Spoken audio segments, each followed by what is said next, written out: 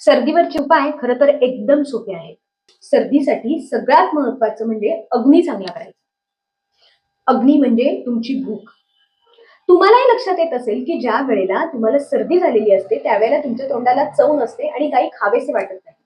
कारण त्यावेळेला शरीर तुमच्या शरीरातील दोषांचं पाचन करत असतं आणि म्हणूनच ही शरीराची हाक ऐकून त्यावेळेला लंघन करावे. म्हणजे जोपर्यंत तुम्हाला कडकडून भूक लागत नाही, तोपर्यंत काही खाऊ नये. आणि ज्या वेळेला तुम्हाला भूक लागेल त्यावेळेला अतिशय साधा, सात्विक, पचायला हलका आणि गरम गरम आहार घ्यावा. मग त्याच्यामध्ये भाताची पेज घ्यावी किंवा पातळ मुगाच्या डाळीची खिचडी घ्यावी, मुगाचे कढण घ्यावे, वेगवेगळ्या प्रकारची सूप घ्यावी. पण सध्या सुपांमध्ये साई किंवा दूध घालतात, तर हे न घालता फक्त भाज्यांचे सूप त्याच्यामध्ये थोडासा खडा मसाला टाकून घेतले तर त्याच्याने सर्दी बरी व्हायला मदत होते. त्यासोबतच नॉनव्हेजचं क्लिअर सूपही याच्यामध्ये फायदेशीर ठरू शकतं. कुळथाचं कढण घ्यावं. नाक वाहत असेल तर फुटाणे खावे. आहारामध्ये आलं, लसूण, मिऱ्याचा वापर करावा. गरम पाणी प्यावे. आल्याचा रस मधामध्ये मिसळून घ्यावा. हळद आणि पिंपळीने सिद्ध केलेले गाईचे दूध घ्यावे. पोट साफ होत आहे की नाही याकडे लक्ष द्यावे. तुळस, ज्येष्ठमध, गुळवेल, ओवा, मिरे ह्याचा काढा घ्यावा. च्यवनप्राश इम्युनिटी बूस्ट करण्यासाठी घ्यावा. आणि ह्यासोबत सगळ्यात महत्वाचे म्हणजे नस्य करावे. नस्य म्हणजे नाकामध्ये औषधी तेल किंवा तूप टाकणे. हे आयुर्वेदामधील एक पंचकर्म सांगितलेले आहे. पण हे पंचकर्म इतके सोपे आहे की ते तुम्ही घरच्या घरीही करू शकता. तर ज्या व्यक्तींचे नाक गळत असेल त्या व्यक्तींनी पहिल्यांदा औषधांमधून, आहारांमधून पहिल्यांदा नाक गळणे बरे करावे आणि त्यानंतर नस्य करावे. सर्दीमध्ये नजल म्युकोजा म्हणजे नाकाची आतमधील त्वचा ही हायपर सेन्सिटिव्ह झालेली असते आणि म्हणूनच हे औषधी तेल किंवा तूप ह्या नाकाच्या आतमधील त्वचेला सुदिंग करण्याचे काम करते. नाकामधूनच ॲलर्जनची एंट्री होत असते. म्हणजे जसे धूळ आहे, धूर आहे, परागकण आहेत किंवा असा कोणताही घटक की ज्यामुळे सर्दी होत असते. तर ह्या प्रत्येक ॲलर्जनची एंट्री ही तुमच्या नाकामधून होत असते.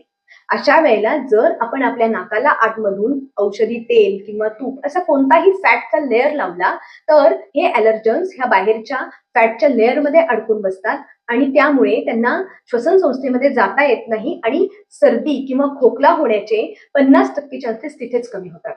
म्हणूनच ज्यांना वारंवार सर्दी होते त्या व्यक्तींनी घराच्या बाहेर जाताना, धुळीच्या संपर्कात येताना, सकाळी उठल्यानंतर किंवा रात्री झोपताना वैद्याच्या सल्ल्याने कोणतेही औषधी तेल किंवा तूप टाकले तर त्याचा नक्कीच त्यांना फायदा होतो.